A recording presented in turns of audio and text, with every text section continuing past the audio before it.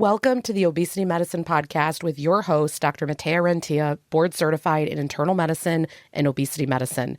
Here, we talk about a path to metabolic health, and we have real conversations about chronic weight management and living a full life. Just a reminder, I am a physician, but I'm not your physician. So everything that's on this podcast is for informational purposes, but please go talk to your doctor about what's right for you. There is no medical advice being given on this podcast. Welcome back to another episode of the podcast. How are you all doing?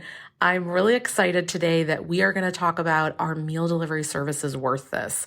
If you have at all been following things over, I don't know how many years, maybe like the past 5, 6, 7 years, I feel like when I say meal delivery services, things like Factor, HelloFresh, there was Blue Apron. I don't know. Are they still around?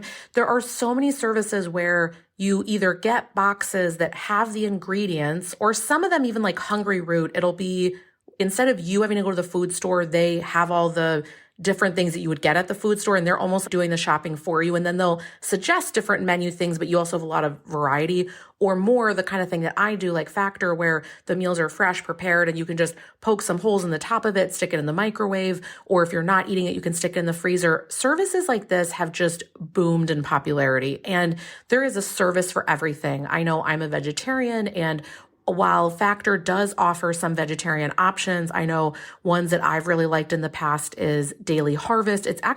They are also vegan. So although what I find, they have an amazing amount of fiber and protein, but the calorie count sometimes is not high enough for me. So I'll have to add cottage cheese or add an egg or two. But the popularity has gone through the roof. And so the question becomes, this is actually something I talk a lot with patients about, is it worth investing in this? Or is this something that, again, it's a fad, it's a trend, it's something like that?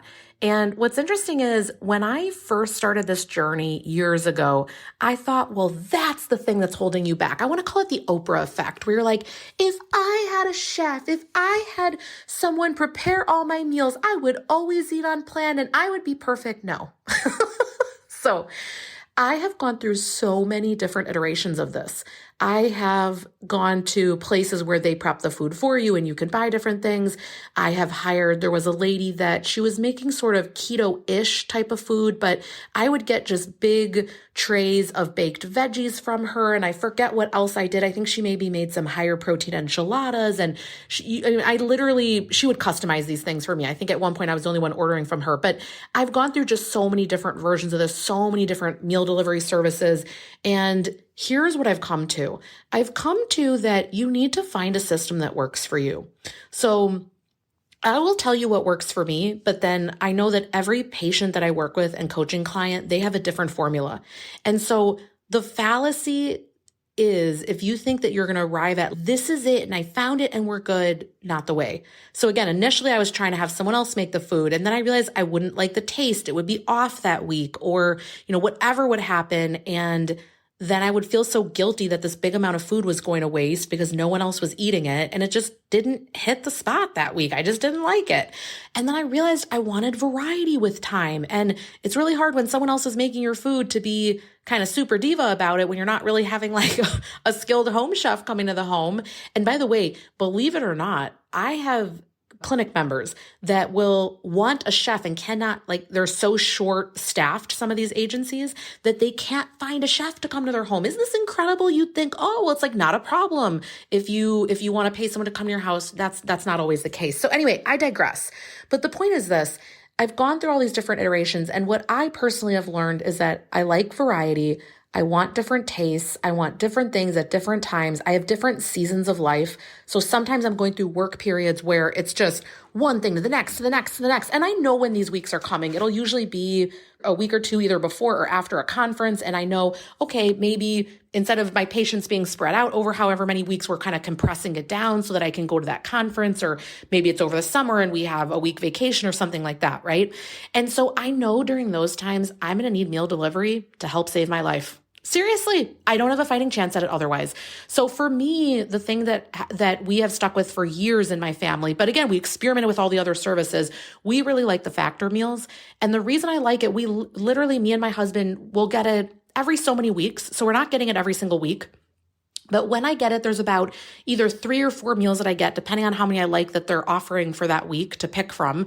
And If I don't eat it within 3-4 days, I'll freeze it. In fact, I think I have 5 or 6 in the freezer right now because sometimes I just don't feel like them, because you always have to order well in advance with these places, which is one of the problems that you're not sort of able to say, okay, right now I feel like XYZ. So anyway, I have learned that I love having a backup option. I love having the quote unquote busy option. So for me, I have a few Amy's frozen meals in the freezer, and I will have a few Factor meals, and there's some things in the pantry. So for me, these meal delivery things are not just about fresh prepared meals. It's also about having variety. Like, I'm just not going to make a curry at home, a chickpea curry. I'm not going to do it, but I love having that every so often. And so Factor provides something like that to me, right? But I'm not counting on it to be the only thing that I use. And also, I'm really modifying these meals a lot. So one of the things that I'll do, the Factor meals can be quite large depending on which ones you get. And again, for the vegetarian ones, I'm just telling you how I have to modify things. So the carbohydrate content can be quite high in some of them. Like, I'm talking up to 70 grams. And that for me personally, that's just a lot of grams of carbohydrate at one meal. And there's not enough protein and fiber to balance it. So what I will do is usually take half of whatever that carbohydrate is in there, kind of break it into 2 meals and add into it a protein source, whether it be a few eggs, some cottage cheese, or sometimes they're quite spicy and I need to kind of put some Greek yogurt. I need to do something to dull that spice down. I for sure am not good at spice. And so that helps me to not only up the protein, get the taste profile the way I want, and Factor has just been something that we've stuck with the longest. But my point being this, whatever option you're going for, be open to maybe not ordering weekly, maybe modifying what comes. So for example, what's nice with those meals, because they're so big, I can share half with my son, half with me, right? So again, you sort of, you create some unit economics out of all of it, right? But again, it's kind of hit or miss. Does he like it or not? And so again, that's another challenge. But that is one way in which I used it. But again, this thought from the past was, well, this is what I'm going to do for lunch and dinner. In fact, I remember, I forget the name of it. There was some type of vegan meal delivery service, and I actually loved the taste of it. And they were like, we're going to be breakfast, lunch, and dinner for you. And so I was like, oh, this is my answer. And they were actually great. The problem was that they took too many days to ship from the time when they said that it was being overnighted or whatever they were doing. It would be sometimes like 4 or 5 days. It would be completely warm. One time it was completely open, like the containers the plastic was off of it, the food was all over, and I contacted customer service and they would not refund. It was just a horrible situation. I thought, well, I'm never going to get an order from you, right?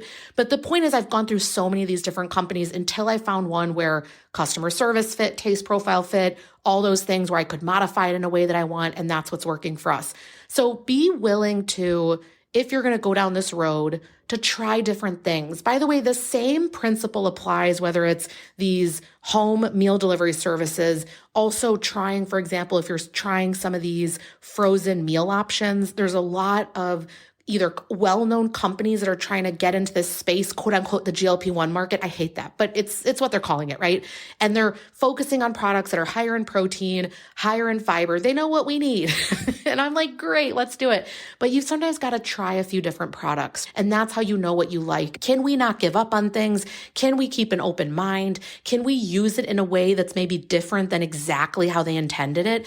And then to look what fits in your life. So for example, for me, I can think of nothing worse. Like seriously, if you want to prescribe torture to me, you're going to give me a box of raw ingredients with a card on how to go through it. And you're going to make me sit there and chop all the things at night. I'm not saying that once a week now I'm not prepping, a veggie soup with a bunch of things cut up, or I make my Mediterranean salad. There's different things, but that is torture at the end of a 12-hour day to say, and now sit here and start to bake and fry and do all the things. I don't care if the card's included. So for us, we were always joking, that's not for us. Like my husband always jokes, if I'm going to order something at a restaurant, it's not going to be a fajita thing where I have to assemble it myself. So I always laugh because I'm like, and that's why I love you, because we just think the same. But anyway, so think about though, does that work for you? Now I have a friend where she loved ordering that for her family a few years ago. Her kids were in that preteen adolescent phase, and it was during the pandemic, and they actually learned how to cook that way. So she said it was super easy. They would get their iPad, they could click the little QR code and they would learn how to make things. So that fit their life, right? These kids were learning how to work in the kitchen. It really fit. It's not going to fit my life when I had a newborn a few years ago. So just again, different phase, different time. You need to think about what is it that I'm actually looking for? Try to find those products. And then the biggest thing I also want to throw in there is be open to variety being an option. Again, what I found is maybe once a month we're getting food out. Maybe every so often it's a frozen meal that I got at the store. Maybe so often I make a double portion of something and freeze a portion. That's a big thing that I'll do nowadays, just kind of make a double portion. Now, I'm not freezing a million things. I think it tastes disgusting, to be honest, when you have stuff in the freezer for long amounts of time. Has anyone ever on YouTube followed those channels? Am I the only one where the mom will like meal prep crock pot? I'm not enjoying the sound of this. It's like a month's worth of crock pot meals that are frozen in bags. And it's supposed to be so easy. And all I think is, I don't want to consume that at some point. But but that's what works in their world. Do I think it's worth it or not? I think it's absolutely worth it. I think the question becomes, is it worth it to you? And can you make it work in your world? Can you get through the ingredients in time? If you freeze it, do you end up using it up? Is the service very flexible with you? So again, I can speak just as a customer, both to Daily Harvest and Factor. They are so easy with, you can just delay the week. They have an app and it's really easy to just say no, no, no to the next few weeks. And then to pick what weeks it happens. They notify you ahead of time. So it's not like they're trying to be sneaky, like, haha, your order went in. Now you can't cancel it. They're not kind of in the gotcha game. They've also been very great. Rarely when there's a mistake, like it doesn't come or something happens, they're really great about, and this is not sponsored, by the way, but they're really great about handling anything that happens. So does it work in your world? And what's the purpose of it? And then can we make that work long term? So I think that's another thing, is like we have to find a taste profile where you're not just forcing it down. It's like, well, it's convenient, so I'm going to stick with it. You have to actually like it. If I wasn't liking the taste of these meals, I wouldn't continue to eat them. But I think that allowing for variety, it can't be understated enough. And I think that's the problem. There's a not your mama's Tupperware. That was something on the south side here in Indy where I used to work. It was relatively close. All right, everyone talked about how good their stuff was. They were never open when I got off of work, or on Saturdays when we would come before noon. You have a little baby, you're out in the morning shopping, right? You're not like going at 5 p.m. to get stuff. So I just remember being like, they might be great, but they don't fit the needs of our family because they're never open when we can get there. So you need to find options that work for you, taste profiles that work for you, and then don't think that that's going to be the only answer, where now I'm going to have this meal replacement service and all these things are going to be exactly the case. Not going to happen. I hope that this episode was helpful. I'd actually love to hear from you. What have you been trying recently? What have you been liking? Because I get the sense that there's so many new brands nowadays that I just can't have tried them all, obviously. I would love to try more of them. I know my sister has the blog sweetfee.com. We'll link to it. It's really great. She's a mom blogger. She talks about her kids and recipes. Really, her channel is all about different cooking. She even has a book, 5 Ingredient Friday, where it's actually, I was the inspiration for this because I was like, Felia, please stop making complicated recipes. I need it to be 5 ingredients and no more. So she has a good cookbook and you can go through there and it's easy stuff. But the point is, a lot of these companies want you to try their stuff. And so I'd get to try it sometimes if she had a free coupon code. And I remember some of them, I thought, you couldn't pay me to continue to eat this. But I would love to hear what you are really loving, because maybe there's one that I haven't tried, and also really giving your food store a try. So if you follow me on social, I've definitely made some videos where I've said, hey, as a physician, looking at the kind of things that we're trying to hit in the GLP-1 space, these are the type of options that I would pick. So if you want that, I'll make sure to link the video down below if you want to check that out. But otherwise, have an amazing rest of the week, and we'll talk soon. That marks the end of today's episode. But if you're newer to the podcast, I want to tell you about something that we have, and it's a free podcast roadmap. So this is perfect for any of you that are listening where you want to be directed to very specific episodes. So let's say that you are just starting out and you want to know, what should I do right when I start on the medications? Or you're experiencing certain side effects on the GLP-1s, or you want to know what to do if you're in a plateau, or if emotional eating is taking over, or if hunger levels are high. So we have many different categories of episodes that we've talked about, because there's a lot at this point. So if you want to be able to navigate that very easily, we have it broken down by category and also the episodes that are there, and we hyperlink to everything. So you can just click on it and find the episode. Easy peasy. If you want that, you can go to rentiaclinic.com/podcast roadmap. We'll have it linked right here underneath the show notes where you're listening. And you can go ahead and get that free resource so that it makes it easy for you to navigate, because I know that it's really hard when someone has an established podcast. I am such a podcast fiend. Listening to podcasts all day long. And when I find one that I love, but there's a lot that are out there, I am so lost. So I hope that you enjoy this free podcast roadmap. Again, the link to get to that is going to be rentiaclinic.com/podcast roadmap. I hope this is helpful, and let me know if you have any questions.